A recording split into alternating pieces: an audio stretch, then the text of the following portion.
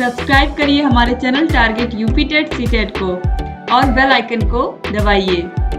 Hello friends, मैं रेनू स्वागत करती हूँ आप सभी भावी अध्यापक एवं अध्यापिकाओं का आपके अपने channel target UP TET CTET में। दोस्तों, आज की इस क्लास में आपके डिलेट फोर्थ सेमेस्टर के छठवें पेपर यानी कि हिंदी विषय के सोल्यूशन को यहाँ पर हम लेकर के आए हैं। और दोस्तों, जो मैंने कल की सुपरफास्ट क्लास में पढ़ाया था, लगातार आपको 3 से 4 क्वेश्चन देखने को, लगातार 4 के चारों क्वेश्चन आपको कल की क्लास में जो मैंने पढ़ाया था वहीं से आए हैं। देखिए, अनुस्वार एवं विसर्ग क्या कहलाते हैं? तो ये अयोगवाह कहलाते हैं, ऑलरेडी कल आपने पढ़ा था। इसके अलावा सुंदरता शब्द में संज्ञा, सुंदरता, मित्रता, बचपन, इन सभी में भाववाचक संज्ञा होता है। ऑप्शन 2 सही हो जाएगा। आंसू किस कवि की कृति है? आंसू, पुरस्कार, झरना, ये सब जयशंकर प्रसाद की रचनाएं हैं, ये भी मैंने आप लोगों को बताया है। इसके अलावा हलंत वर्ण, अभी कल मैंने पढ़ा था कि जिस भी वर्ड पर हलंत लग गया इसका मतलब वो स्वर रहित है। कल मैंने ऐसे लिख करके का और माँ आप लोगों को बताया था सुपर फास्ट रिवीजन में। देखिए, प्रश्न यहाँ पर पूछ लिया है स्वर रहित व्यंजन, ऑप्शन 2 सही हो जाएगा। हलंत वर्ण कहलाते हैं स्वर रहित व्यंजन। उसके बाद क्वेश्चन नंबर 5 है राजपुरुष में समास है। तो राजपुरुष में दोस्तों तत्पुरुष समास है, ऑप्शन 2 बिल्कुल सही हो जाएगा। इसके बाद आगे बढ़ते हैं, क्वेश्चन नंबर 6 है अतलगुत्री प्रश्नों में वाचन के 4 प्रकार बताइए। तो आपको सस्वर वाचन और मौन वाचन तो पता ही है, सस्वर वाचन, मौन वाचन, इसके अलावा आदर्श वाचन जो कि शिक्षक करते हैं, हम सभी को पता है, और अनुकरण वाचन। तो ये 4 आपको लिखना था। अगर आपने 2 भी लिखा है तो परेशान मत होइएगा, 1 नंबर का प्रश्न है तो आधा नंबर तो आपको मिलेगा ही। क्वेश्चन नंबर 2 है मैथिली शरण गुप्त के 2 काव्यों के नाम लिखिए। तो 2 काव्यों में पहला तो साकेत हो गया, साकेत, दूसरा हो गया यशोधरा। इसके बाद क्वेश्चन नंबर 8 है कारक किसे कहते हैं? तो किसी भी वाक्य में संज्ञा या सर्वनाम का क्रिया के साथ संबंध बताने वाले जो शब्द होते हैं वही कारक कहलाते हैं। तो आपको केवल कारक की परिभाषा लिखनी थी, ठीक है। इसके बाद क्वेश्चन नंबर 9 है अस्तो मा सद्गमय सूक्ति का अर्थ क्या है? तो असत्य से सत्य की ओर चलो, यानी कि हे ईश्वर हमें असत्य से सत्य की ओर ले चलो या अंधकार से प्रकाश की ओर ले चलो, ठीक है, यही आपको लिखना था। क्वेश्चन नंबर 10 है नदीशा और इत्यादि शब्द का संधि विच्छेद, केवल संधि विच्छेद करना था तो नदीशा का हो जाता नदी धन ईशह। नदीशा दोस्तों इसमें है दीर्घ संधि, हालांकि लिखना नहीं था आपको। फिर इत्यादि है, इसमें ये भी बहुत आसान है, इति धन आदि, इस तरह से केवल आपको संधि विच्छेद कर देना था। फिर क्वेश्चन नंबर 11 है पतंती शब्द का संस्कृत भाषा में वाक्य प्रयोग करिए, यानी कि कोई वाक्य बनाइए इसमें पतंतिया है। तो वृक्षात पत्राणि पतंती, ऑलरेडी आप लोगों ने ये बहुत पढ़ा है संस्कृत में। वृक्षात पत्राणि पतंती, वृक्ष से पत्ते गिरते हैं, इस तरीके से यहाँ पर पतंती का यूज हो गया। आगे बढ़ते हैं लघु उत्तरीय प्रश्नों में। लघु उत्तरीय प्रश्नों में क्वेश्चन नंबर 12 है उच्चारण के प्रमुख तत्वों का उल्लेख करिए। तो दोस्तों, जब भी हम उच्चारण करते हैं, कोई भी कहानी कविता कुछ भी पढ़ते हैं, तो ध्वनि की स्पष्टता, जो ध्वनि या जो भी हम बोल रहे हैं वो बिल्कुल स्पष्ट होने चाहिए, वो वाक्य स्पष्ट होने चाहिए, शब्द स्पष्ट होने चाहिए, ठीक है। इसके अलावा स्वरों में उतार चढ़ाव, यानी कि जब कोई कहानी कविता हम पढ़ रहे हैं तो उसमें उतार चढ़ाव भाव भंगिमाओं का प्रयोग हम करें जिससे कि उच्चारण सही प्रकार से हो पाए। विराम चिन्हों का सही प्रयोग, विराम चिन्हों का सही उपयोग, यह भी उच्चारण के प्रमुख तत्वों में ही आएगा। तो याद रखिएगा उच्चारण के जो प्रमुख तत्व हैं दोस्तों, अगर ऐसे भी आपने लिखा है तो भी सही है। अगर उच्चारण के प्रमुख 3 तत्वों को आपने लिखा है जो कि है ध्वनियों का सही उच्चारण, दूसरा है बलाघात और तीसरा है गीतात्मकता, तो भी आपका सही होगा, ठीक है। आगे बढ़ते हैं क्वेश्चन नंबर 13 पर छात्रों के लिए पत्र पत्रिकाएं पढ़ना क्यों आवश्यक है? तो छात्रों के लिए पत्र पत्रिकाएं पढ़ने से, अगर वो हिंदी भाषा की पत्रिकाएं या पत्र पढ़ रहे हैं तो इससे उनकी भाषा का विकास होगा। इसके अलावा उन्हें समसामयिक घटनाओं के बारे में जानकारी होगी, जीके उनका बढ़ेगा, नॉलेज बढ़ेगा या ज्ञान में वृद्धि होगी, उनके कल्पना शक्ति का विकास होगा। और पत्र पत्रिकाएं जो होती हैं कुछ मनोरंजन वाली, जैसे कि चंपक, नंदन, इनको पढ़ने से बच्चों का मनोरंजन भी होगा। तो इसीलिए इन सब पत्र पत्रिकाओं को पढ़ने से बच्चों का तरीके से मानसिक विकास ही होता है। तो यहाँ पर यही सब आपको लिखना था। क्वेश्चन नंबर 14 है अनिवार्य संस्कृत में उच्चारण दोषों के निराकरण के उपायों का उल्लेख कीजिए। तो सबसे अच्छा तरीका है कि शिक्षक द्वारा सही उच्चारण का अनुकरण करवाया जाए, यानी कि सही प्रकार से शिक्षक जब पढ़ रहे हैं तो बच्चों से भी उसी प्रकार से सही प्रकार से उनसे उच्चारण करने को कहा जाए।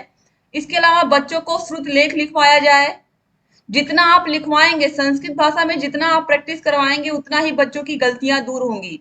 बच्चों को श्रुत लेख लिखवाया जाए, बच्चों को अनुलेख लिखवाया जाए, जिससे कि जो उच्चारण में दोष है वो खत्म हो जाए। जब श्रुतलेख आप बोलोगे तो बच्चे सुनते भी हैं, लिखते भी हैं। श्रुत मतलब सुनना, लेख मतलब लिखना।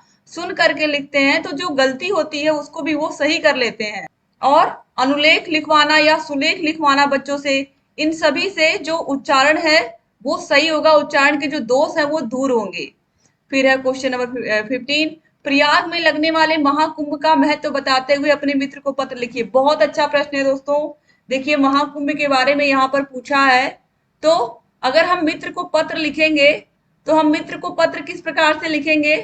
तो देखिए, सबसे पहले तो मित्र को जब हम पत्र लिखेंगे तो मित्र को पत्र हम किसी पते पर लिखेंगे ना, तो किसी पते पर लिखेंगे हम, तो हमें इस तरीके से मकान नंबर डाल देना है, मकान नंबर। फिर उसके बाद मान लीजिए कोई जगह है, उस जगह का नाम है मॉडल टाउन, तो आप मॉडल टाउन लिख दीजिए। ठीक है। उसके बाद अगर ये दिल्ली का पता है तो आप यहाँ पर क्या लिख दोगे? नई दिल्ली या दिल्ली, नई दिल्ली। तो ये हो गया पता। उसके बाद अब आप ये आपने ऊपर लिख दिया। इसके बाद आप लिखोगे प्रिय मित्र, प्रिय मित्र। उसके बाद आप चाहे नमस्ते भी लिख सकते हो या सीधा यहाँ कॉमा लगाने के बाद यहाँ सब कुछ ठीक है। आशा करता हूँ कि आप भी कुशल मंगल होंगे और आपका परिवार भी कुशल मंगल हो गया होगा। काफी समय हो गए मुलाकात किए हुए। और आजकल प्रयाग में महाकुंभ लगा हुआ है जो कि 144 साल के बाद आया है। और इसमें आप लोग आइए, आप आइए, अपने परिवार को लेकर के आइए, आप सभी लोग आइए, गंगा में स्नान करिए और इस मेले का या स्नान का जो महत्व है उसको आप लोग प्राप्त करिए। यही सब चीजें आपको इसमें लिखनी थी। और उसके बाद प्रिय मित्र, मुझे पूरी उम्मीद है कि तुम जरूर आओगे अपने परिवार को लेकर के। और इस तरह से लिख करके आपको फिर आशा करता हूँ तुम जरूर आओगे अपने परिवार को लेकर के। इसके बाद हमें लिखना है कि बड़ों को प्रणाम और छोटों को प्यार, और उसके बाद तुम्हारा प्रिय मित्र या तुम्हारा मित्र लिख करके इसको हमें एंड कर देना है। तो इस तरीके से हमें पत्र लिखना था। इसके बाद क्वेश्चन नंबर 16 है, निम्नांकित श्लोक का अर्थ लिखिए। तो इस श्लोक का अर्थ लिखना है, अक्रोधेन जयत क्रोधम असाधुम साधुना जयेत, जयेत कर्दयम दानेन जयेत सनेन चामृतम। तो दोस्तों इस श्लोक का जो अर्थ है वो देखिए, पहला है अक्रोधेन जयत क्रोधम, यानी कि क्रोध पर शांति से विजय प्राप्त किया जा सकता है। क्योंकि अगर कोई आपके सामने क्रोध कर रहा है उससे और आप क्रोध से बात करोगे तो बात बिगड़ेगी। ठीक है। तो क्रोध को शांति से जीता जा सकता है। दुष्टता पर सौम्य भाव और सद्व्यवहार से विजय प्राप्त किया जा सकता है, दुष्टता पर। ठीक है। इसके बाद है कंजूसी, कंजूसी की प्रवृत्ति पर दान देने से विजय प्राप्त किया जा सकता है। इसके अलावा झूठ बोलने की प्रवृत्ति पर सत्यवादिता से विजय प्राप्त किया जा सकता है। तो ये आपको इसमें लिखना था। इसके बाद क्वेश्चन नंबर 17 है, लेखन किसे कहते हैं एवं लेखन के भेद को लिखिए। दोस्तों लेखन एक कला है जिसमें विचारों को, भावनाओं को और जानकारी को हम शब्दों के माध्यम से लिखते हैं, जिसको इंग्लिश में हम क्या कहते हैं? राइटिंग कहते हैं। यह किसी भी भाषा में हो सकता है और विभिन्न रूपों में प्रस्तुत किया जा सकता है, जैसे कि कविता के रूप में, कहानी के रूप में, निबंध के रूप में। ठीक है। तो लेखन के अगर मुख्य प्रकारों की बात करें, लेखन के भेद ही तो यहाँ पर पूछा है, तो लेखन के प्रकारों में अगर हम बात करें तो दोस्तों व्याख्यात्मक हो जाएगा, वर्णनात्मक हो जाएगा, कथात्मक हो जाएगा, प्रेरक हो जाएगा। ये मुख्य प्रकार से लेखन लेखन के क्या होते हैं? भेद होते हैं। इसके बाद क्वेश्चन नंबर 18 है, आत्मकथा एवं जीवनी में अंतर बताते हुए एक एक रचना का नाम लिखिए। तो जो आत्मकथा होती है वो लेखक खुद लिखता है। जो आत्मकथा होती है, तो याद रखिएगा, आत्मकथा लेखक खुद लिखता है। ये लेखक की खुद की कलम से अपने जीवन की कहानी होती है, लेखक स्वयं लिखता है। जबकि जो जीवनी होती है ये किसी के जीवन की कहानी होती है, ये किसी के जीवन की कहानी होती है जिसे कोई दूसरा व्यक्ति लिखता है, जिसे कोई दूसरा व्यक्ति लिखता है। ठीक है दोस्तों, अगर हम हरिवंश राय बच्चन की रचना की बात करें, क्या भूलूं क्या याद करूं, ये इनकी आत्मकथा है। क्या भूलूं क्या याद करूं, क्या भूलूं क्या याद करूं, क्या याद करूं। ठीक है। उसके बाद ये हो गई आत्मकथा, हरिवंश राय बच्चन ने लिखी है। उसके बाद अगर हम बात करें जीवनी की, तो जीवनी में कलम का सिपाही, कलम का सिपाही, ये दोस्तों जीवनी है मुंशी प्रेमचंद की, और इसको लिखा किसने है? अमृत राय ने लिखा है, अमृत राय ने। तो उम्मीद करती हूँ कि आप लोगों ने पेपर बहुत अच्छे से दिया होगा और आप लोग का पेपर बहुत अच्छा हुआ होगा। अगर बहुविकल्पी प्रश्न आपने सब अच्छे से किए हैं तो ओवरऑल रिजल्ट आपको अच्छा ही देखने को मिलेगा। दोस्तों बस एक ही चीज कमी थी इस पेपर में कि इसमें हिंदी में बहुत ज्यादा संस्कृत पूछ लिया, जो कि ऐसा नहीं करना चाहिए था। संस्कृत ज्यादा पूछ लिया है, बस यही कमी थी। बाकी पेपर ठीक आता। दोस्तों मुझे पूरी उम्मीद है कि आप लोगों ने पेपर को अच्छे से किया भी होगा। तो पेपर आप बिल्कुल अच्छा हुआ है और आप लोग, उम्मीद है कि आपने अच्छे से किया भी होगा। और फोर्थ सेमेस्टर के सारे पेपर खत्म हो चुके हैं, तो सारे विषयों के सोल्यूशन की लिंक डिस्क्रिप्शन बॉक्स और कमेंट बॉक्स में मिल जाएगी। आप सारे विषयों का सोल्यूशन देख लीजिए। अगर आपको नहीं मिलता है या कोई भी समस्या है तो ये हमारा कॉन्टेक्ट नंबर, इस पर कॉल करके, मैसेज करके। दोस्तों फोर्थ सेमेस्टर कंप्लीट हो रहा है आपका, कंप्लीट हो गया, आपने फोर्थ सेमेस्टर के पेपर खत्म कर लिए हैं। तो आप लोग हमसे जुड़े रहिए, क्योंकि आपको शिक्षक भर्ती से रिलेटेड जानकारी या फिर जितनी भी भर्तियां आने वाली है या यूपी टेट सी टेट सभी की जानकारी हमारे चैनल पर मिलती है। चैनल को अगर अभी तक आपने सब्सक्राइब नहीं किया है हमारे, तो सब्सक्राइब कर दीजिए।